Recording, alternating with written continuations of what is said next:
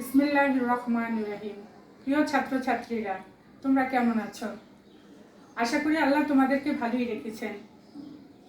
অনেকদিন আমাদের ক্লাস বন্ধ, শিক্ষা প্রতিষ্ঠান বন্ধ থাকার কারণে। শিক্ষা প্রতিষ্ঠান এমনি এমনি বন্ধ থাকে না। শিক্ষা প্রতিষ্ঠান বন্ধ থাকার পিছনে বড় কারণ রয়েছে, তোমরা সবাই জানো। বিশ্বব্যাপী যে মহামারী ভাইরাস কোভিড-19 ছড়িয়ে পড়েছে, সে মহামারীর কথা চিন্তা করেই সরকার প্রতিষ্ঠান বন্ধ রাখার ঘোষণা দিয়েছেন। প্রতিষ্ঠান বন্ধ থাকলেও আমাদের লেখাপড়া চালিয়ে যেতে হবে। ঘরে বসেও আমরা লেখাপড়া চালিয়ে যাব। সেই উদ্দেশ্যেই আমি ফেসবুকের মাধ্যমে ক্লাস নেওয়ার সিদ্ধান্ত নিয়েছি। আশা করি তোমরা উপকৃত হবে। আজকে আমি তোমাদেরকে ভূগোল দ্বিতীয় পত্র অধ্যায় প্রথম পাঠ পড়াবো। প্রথম অধ্যায়ের নাম হলো মানব ভূগোল, যাকে ইংরেজিতে বলা হয় হিউম্যান জিওগ্রাফি। অধ্যায় পড়ানোর আগে তোমাদেরকে আমি বলে নিচ্ছি আজকে আমি কি তোমাদেরকে পড়াবো। 1. মানব ভূগোল কাকে বলে। 2. মানব ভূগোলের ধারণা। 3. মানব ভূগোল পাঠের প্রয়োজনীয়তা। আশা করি তোমরা মনোযোগ সহকারে ক্লাস শুনবে। বিস্তারিত আলোচনা। 1. মানব ভূগোলের সংজ্ঞা। মানব ভূগোল হলো মানুষ ও স্থান সম্পর্কিত জ্ঞান। তোমাদেরকে আবার বলছি, মানব ভূগোলের সংজ্ঞা। মানব ভূগোল হলো মানুষ ও স্থান সম্পর্কিত জ্ঞান। 2. মানব ভূগোলের ধারণা। ভূগোল শাস্ত্রের একটি প্রধান শাখা হলো মানব ভূগোল। মানব ভূগোলের অপর নাম সাংস্কৃতিক ভূগোলও বলা যায়। মানব ভূগোলের প্রধান রূপকার হিসেবে আমরা ধরে নিতে পারি ভিদাল দা লাভলাসকে। মানব ভূগোলের যে আলোচিত বিষয়গুলি রয়েছে সেগুলি হলো মানুষ, তার ভাষা, ধর্ম, মানুষের সামাজিক, রাজনৈতিক ও অর্থনৈতিক অবস্থা, জীবন জীবিকা, বাসস্থানের ধরন, সংস্কৃতি, নৃতাত্ত্বিক বৈশিষ্ট্য ইত্যাদি। তোমাদেরকে এই বিষয়গুলি আবার আমি বলছি। যে বিষয়গুলি মানব ভূগোলে সেগুলি হলো মানুষ, তার ভাষা, ধর্ম, মানুষের সামাজিক, রাজনৈতিক ও অর্থনৈতিক অবস্থা, জীবন জীবিকা, বাসস্থানের ধরন, সংস্কৃতি, নৃতাত্ত্বিক বৈশিষ্ট্য ইত্যাদি। এখন পয়েন্ট 3 নম্বর হলো মানব ভূগোল পাঠের প্রয়োজনীয়তা।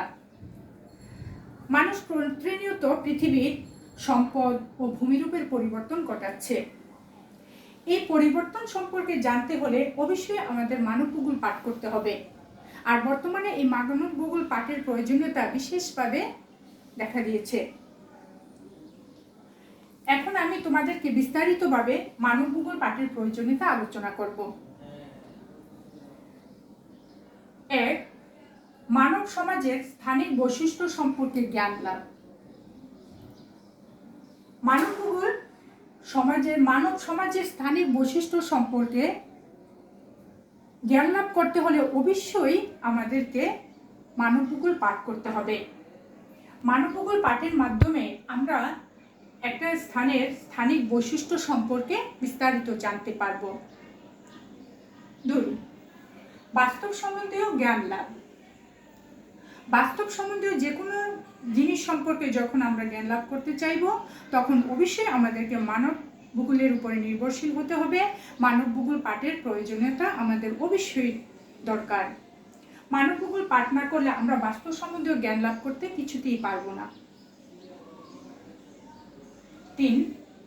বিভিন্ন সংস্কৃতি সম্পর্কে জ্ঞান লাভ। বিভিন্ন বিশ্বের মধ্যে অনেক জনগোষ্ঠী ছড়িয়ে ছিটিয়ে বাস করছে। তাদের আচার অনুষ্ঠান, তাদের ধর্ম, তাদের ভাষা বিভিন্ন রকমের হয়ে থাকে। এই বিভিন্ন রকমের এই সাংস্কৃতিক জিনিসগুলো জানতে হলে আমাদেরকে অবশ্যই আমাদের মানব ভূগোল পাঠ করতে হবে। মানব ভূগোল পাঠের মাধ্যমেই আমরা এগুলি বিস্তারিতভাবে জানতে পারব। পয়েন্ট 3.4 ঐতিহাসিক পরিবেশ সম্পর্কে জ্ঞান লাভ। ঐতিহাসিক যে কোনো বিষয় সম্পর্কে জানতে হলে অবশ্যই মানব ভূগোল পাঠ করতে হবে। ঐতিহাসিক বিষয়াবলী বই, পুস্তক, নথিপত্র হিসেবে যদিও প্রকাশ পায়, আমরা মাঠ পর্যায়ে কাজ করেও সেগুলি আমরা জানতে পারি। আর সেই মাঠ পর্যায়ে কাজ করে যে তথ্যগুলো আমরা সংগ্রহ করব, সেই তথ্যগুলোর জন্য অবশ্যই আমাদেরকে মানব ভূগোল পাঠ করতে হবে। পয়েন্ট 5 পৃথিবীর বিভিন্ন অঞ্চল সম্পর্কে জ্ঞান লাভ।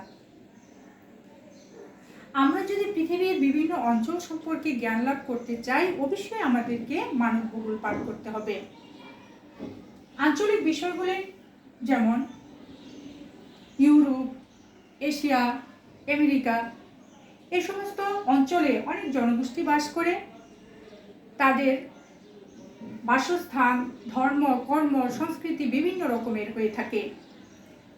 এমনি করে সারা বিশ্বেই অঞ্চলভেদে মানুষের আচার, অনুষ্ঠান, সংস্কৃতি বিভিন্ন রকমের হয়ে থাকে। এগুলো সম্পর্কে বিস্তারিত জানতে হলে অবশ্যই আমাদেরকে মানব ভূগোল পাঠ করতে হবে। মানব ভূগোল পাঠের মাধ্যমেই আমরা এগুলি সম্পর্কে বিস্তারিত জানতে পারব।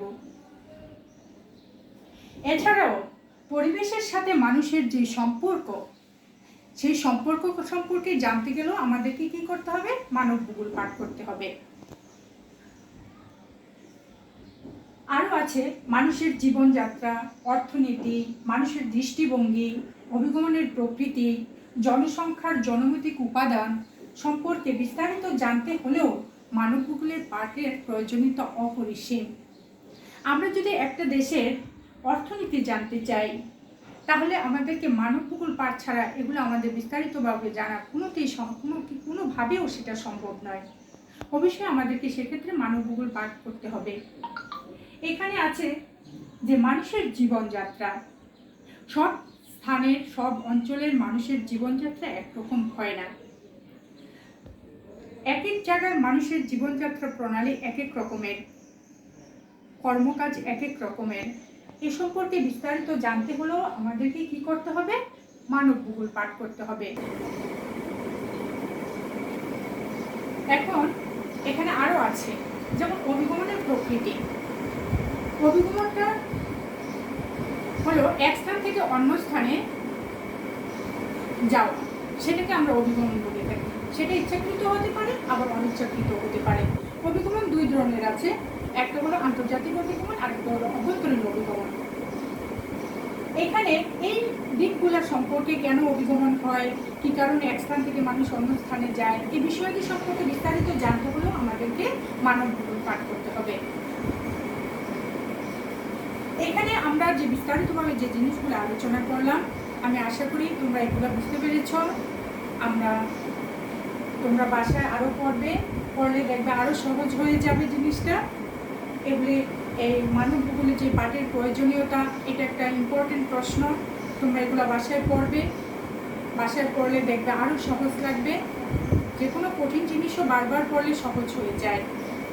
তা আমরা তোমাদেরকে ফেস টু ফেস আর ক্লাস করাতে পারছি না অনেক দিন যাবৎ, তাই আমরা ফেসবুকের মাধ্যমে তোমাদেরকে ক্লাস করে তোমাদেরকে কিছুটা জানানোর চেষ্টা করছি। আশা করি তোমরা উপকৃত হবে। আর তোমরা বাসায় লেখাপড়া করবে। লেখাপড়া না করলে তোমরা এত বড় সিলেবাস শেষ করতে পারবে না। তোমরা মনোযোগের সাথে বাসায় লেখাপড়া করবে, ভেঙে পড়বে না। ইনশাল্লাহ এই মহামারী হয়তো আল্লাহ অচিরেই শেষ করে দিবেন। আমরা আবার আগের অবস্থায় ফিরে আসব। আমরা আবার আগের অবস্থায় ফিরে আসতে পারবো এবং আমরা আগের মতোই আবার ক্লাস করতে পারবো, এই আশা আমরা রাখি। তোমরা বাসায় লেখাপড়া করবে। তারপর তোমরা যারা এবার পরীক্ষার্থী, তাদের উদ্দেশ্য আমি বলছি যে তোমরা হাল ছেড়ে দিও না। ইনশাল্লাহ আমাদের পরীক্ষা হবে, এই মহামারী থাকবে না। আল্লাহ নিশ্চয়ই এই মহামারী দূর করবেন। তোমরা পড়া চালিয়ে যাও। আর যেটা তোমাদের বুঝতে সমস্যা হয়, আমাদের কাছ থেকে সাহায্য নিবে। আমরা তোমাদেরকে সাহায্য করব যতটুকু সম্ভব। তোমরা লেখাপড়া করো। তোমাদেরকে আল্লাহ ভালো রাখুক, তোমাদের সুস্বাস্থ্য কামনা করে আজকের মতো এখানে ক্লাস শেষ করছে। আল্লাহ হাফিজ।